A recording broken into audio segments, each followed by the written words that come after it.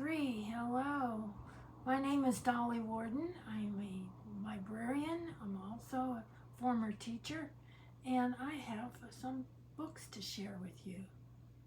This first one here is Curious George's First Day of School. It is written by Margaret and H.A. Ray, and it's illustrated in the style of H.A. Ray and Anna Grossnickel-Heinz. Here we go, George's first day of school. There's George at home eating breakfast. This is George. He was a good little monkey and always very curious. Today George was so excited he could barely eat his breakfast. "You have a big day ahead of you, George," said his friend, the man with the yellow hat.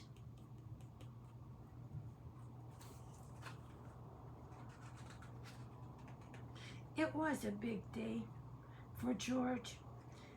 It was the first day of school, and he had been invited to be a special helper. George and his friend walked together to the schoolyard. Some of the children were nervous, but George could not wait for the fun to begin. Here he is with his friend in the schoolyard. In the classroom, George's friend introduced him to Mr. Apple.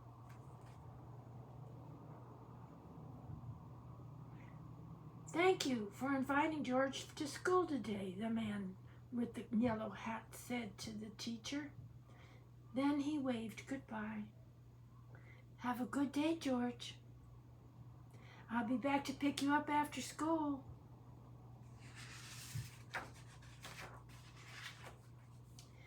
The children were excited to have a monkey in the class. "George is going to be our special helper," Mr. Apple told them.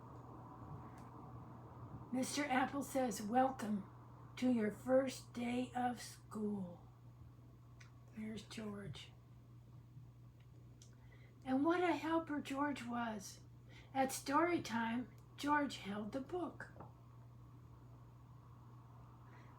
At math time, the children could count on George.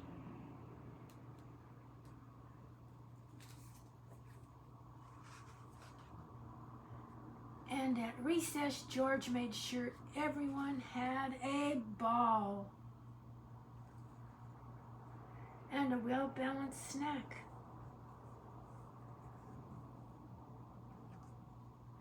After lunch, Mr. Apple got out paints and brushes.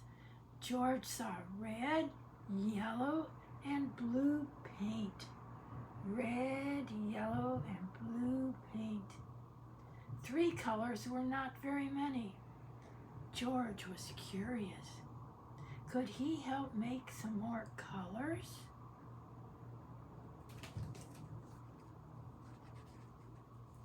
First, George mixed red and blue to make purple.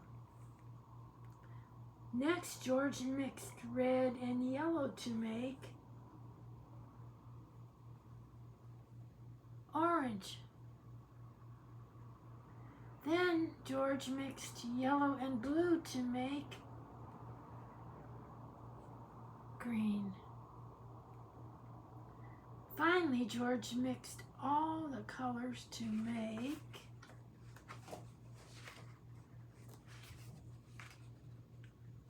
a big mess.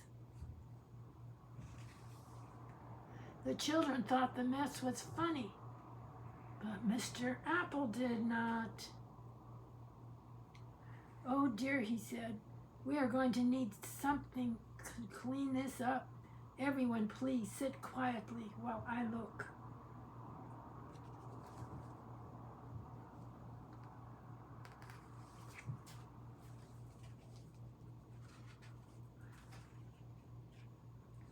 George did not mean to make such a mess, and he certainly did not want to sit quietly. He wanted to help. It was his job. After all, George had an idea. In the hallway, George found a closet. In the closet, he found a bucket. In the bucket, he found just what he needed.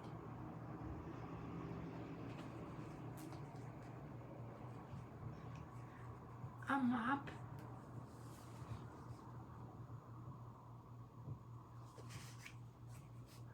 George was on his way back to the classroom when he heard someone yell, "Stop! Stop! What are you doing with my mop?" The janitor ran after George. "Stop! Stop! No running in the halls!" The principal ran after the janitor.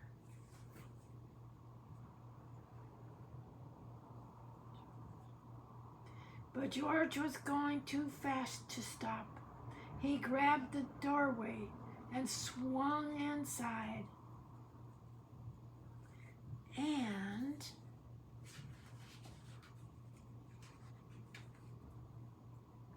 splosh!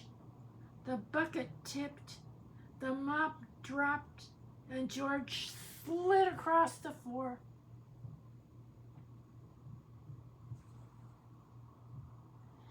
Now the mess was even bigger.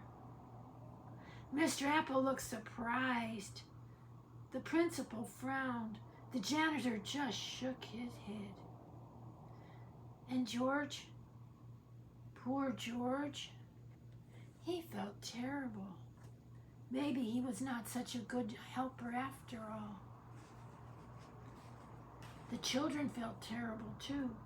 They did not like to see George looking so sad, and they thought he was a great helper, and now they wanted to help him. So the children all lent a hand, and some feet, cleaning up the mess. And before anyone knew it, the mess was gone. "That little monkey sure is helpful," the janitor said. "It looks like Mr. Apple has a whole class full of helpers," the principal said. At the end of the day, when George's friend arrived to pick him up, Mr. Apple said, "Thank you all for your help, George. We hope you will come help us again." And the children cheered. They hoped George would come again too.